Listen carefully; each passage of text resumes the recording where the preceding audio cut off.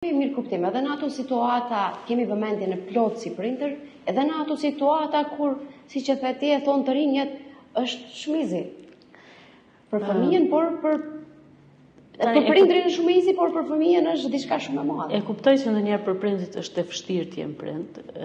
Ndonjëherë ekonomia, kushtet ekonomike krijojnë vështirësitë e veta.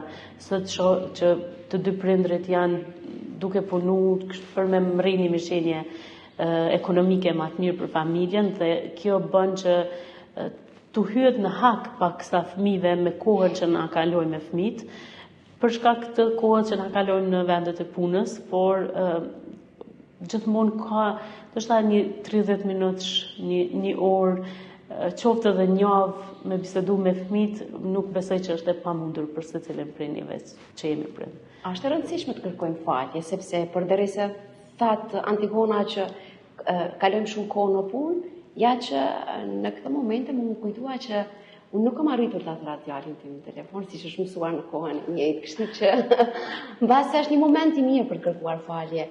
Gjithë atyre që nuk arrim t'ja kushtojmë kohën dhe momentet e duhura që ata ka nevojë për neve. Është tepër me rëndësi të kërkojmë falje, qoftë edhe falje ndaj vetës, dhe është shumë e rëndësi me falë. Me kërku faljen dhe me falë të tjerët edhe me falë vetën. Dhimbjet më të mëdha që i shoh këtu në seancë janë ato dhimbjet kur personi në situata të cilat ka përballuar në jetë nuk arrin, e ka të vështirë me falë vetën. Pse e lejova, pse e lejova me ndodh. Jo gjithmonë është faji jon pse ndodhin gjanat, jo gjithmonë kemi ditë dhe kemi mujtë me bo ma shumë, ndoshta nëse gjykojmë veten për një të kalume, në atë kohë kemi qenë ky verzion i vetës që jemi sot, prandaj gjithmonë është e rëndësishme me arrit me kriju paqen me veten dhe me të tjerët, me fal veten edhe me i fal të tjerët. Më mirë vonë se asnjëherë. Patjetër. Kurdo që ti e bëj vetëdijshëm që mundesh më shumë, bën e sot.